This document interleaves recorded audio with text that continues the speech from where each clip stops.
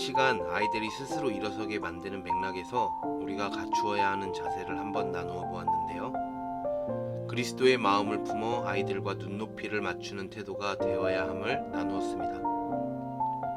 이번 시간에는 아이들이 살면서 겪을 기억에 대해 부모는 어떠한 것을 해야 하는가에 대해서 나누어 보려고 합니다. 부모교육 10번째 시간, 아픈 기억과 안전지대에 대해서 이야기를 해보려고 합니다.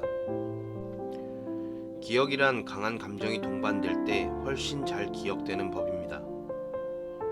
감정이 동반된 기억들은 별다른 노력이나 반복 없이도 쉽게 장기 기억으로 저장되어 오래 살아남죠.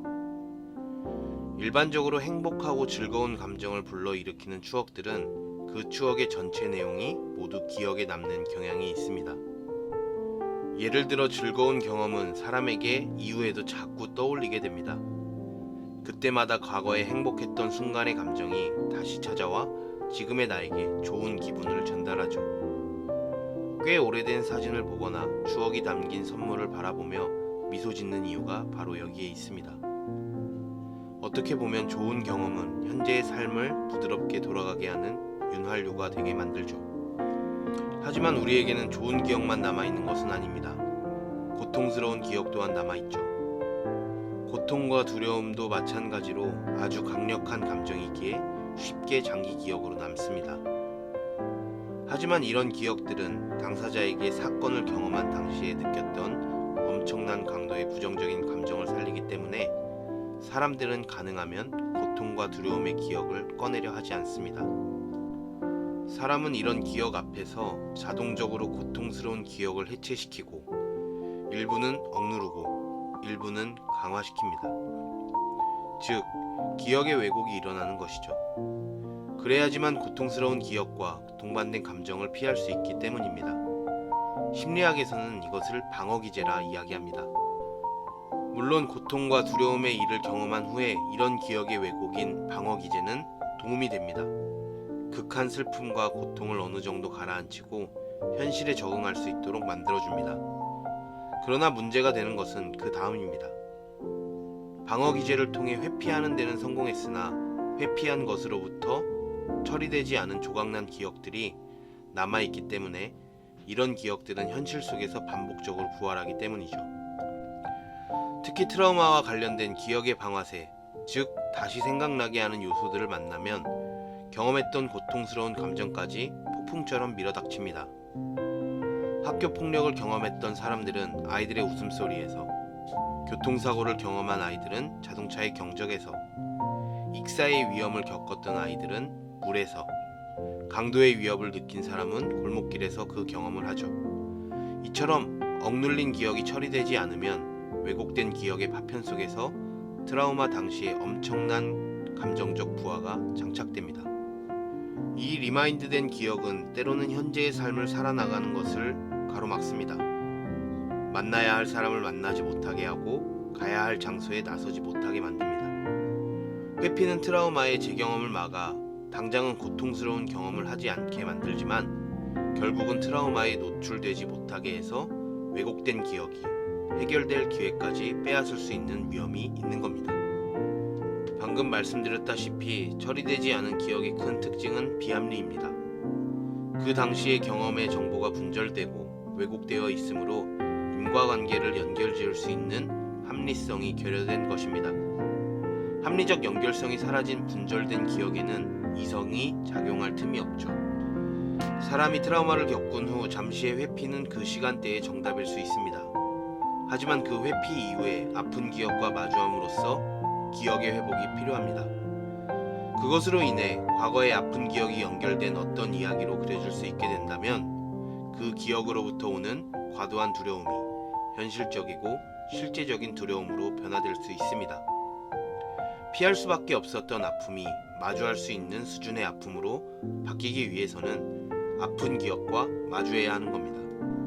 물론 이 아픈 기억을 마주한다는 것은 잠시 회피를 하였더라도 큰 고통이 따르는 문제입니다. 그렇기에 이 기억을 마주할 준비를 해야 하는 것이죠. 그것을 전문가들은 안정화 작업이라고 이야기합니다. 이 안정화 작업의 대표적인 것은 트라우마를 겪은 사람에게 안전지대가 있다는 것을 분명히 상기시켜주는 것입니다.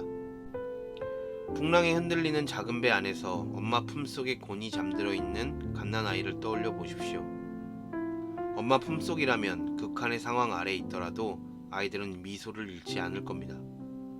한겨울에도 온기로 채워진 집 안에 있다면 겉옷을 벗고도 추위 걱정 없이 생활할 수 있는 것처럼 안전지대로 옮겨가면 커다란 두려움도 힘들기는 하나 견뎌낼 수 있습니다. 모든 사람에게는 상상의 나래를 펼칠 수 있습니다. 이 상상을 통해 저마다의 안전지대를 창조할 수 있죠. 이 안전지대는 과거의 기억이 자신을 속일 때 비현실적인 기억으로부터 벗어나 현재의 삶을 살아가도록 도와주는 새 기억입니다. 또한 안전지대를 활용하는 것은 잘못된 기억이 만들어낸 병리를 교정하는 것이며 과거를 과거에 머물게 하는 행동입니다. 성경에서 창세기를 보면 족장들은 제단을 쌓습니다. 아브라함은 자기가 살던 곳을 떠나 처음 하나님과 만난 곳에서 여호와의 이름을 부른 곳에 제단을 쌓죠. 그 후 아브라함은 하나님이 찾아오실 때에 그곳에 제단을 쌓습니다. 아브라함의 아들인 이삭 또한 흉년이 들어 하나님과의 만남 후 그곳에 제단을 쌓습니다. 야곱도 마찬가지이죠. 이스라엘 족장들은 그들이 위험에 빠졌을 때 그곳에서 구하신 하나님을 기억하기 위해 제단을 쌓습니다. 예수 그리스도 또한 제자들에게 포도나무의 비유를 들며 자신 안에 거할 것을 이야기합니다. 이 말 속에는 안전지대에 대한 개념도 들어가 있습니다. 하나님께서 예수 그리스도를 사랑하신 것 같이 예수 그리스도도 우리를 사랑하기에 그 사랑 안에 안전지대를 만들라는 것이죠. 구약에서 제단의 이야기 중 대부분의 공통점은 그들의 생존의 문제와 직결되어 있었다는 겁니다. 흉년, 모험 등 그들이 앞으로 어떻게 될지 모르는 두려움 속에서 하나님과의 만남을 쌓은 후 제단을 통해 자신을 보호하신 하나님을 기억하고 그것을 안전지대로 만들었다는 것이죠. 포도나무의 비유는 그리스도께서 십자가 사역을 앞에 두고 제자들과의 이별을 목전에 둔 상태에서 이야기하십니다.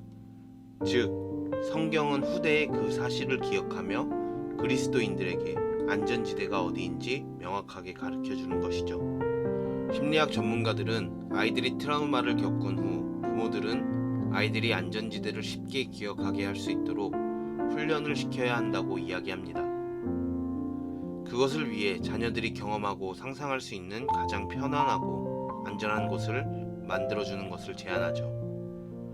그 방법으로 아이들이 구체적인 장소를 지정해 그곳에 생각을 정리해 놓은 글을 써서 안전지대를 마련해 주는 것이 하나의 방법이 될 수 있다 이야기합니다. 또한 아이들이 상상하는 능력이 아무리 강력하다고 해도 엄습해 오는 불안 속에서 안전지대로 날아가기란 쉽지 않기에 상상력만으로 부족할 때는 행동 조절 방식도 제안합니다. 불안감을 느낄 때 습관적인 행동을 가르치라는 것이죠. 복식호흡, 나비포옹법 등 스스로 진정시키는 방법을 제시합니다. 물론 이 방법들은 아이들이 안전지대를 찾아갈 수 있는 좋은 방법일 수도 있습니다. 실제로도 많은 사람들이 이 훈련을 통해 불안감을 제어하고 이성적인 삶을 살아가고 있습니다. 이 영상을 듣고 계신 부모님들에게도 좋은 도움이 될 수도 있습니다. 하지만 성경이 이야기했듯이 그리스도인들의 최종적인 안전지대는 바로 우리의 창조주 하나님이시자 구원주 그리스도이시자 우리를 위해 간구하시는 성령님이 되어야 합니다. 그렇게 된다면 우리 아이들은 그 아픈 기억을 담대하게 마주할 수 있는 아이들이 될 수 있을 겁니다. 어떤 풍파에서든지 흔들리지 않는 그 터 위에 서 있다면 아이들은 자신의 삶을 왜곡하고 그 왜곡된 기억에 지배받지 않을 겁니다.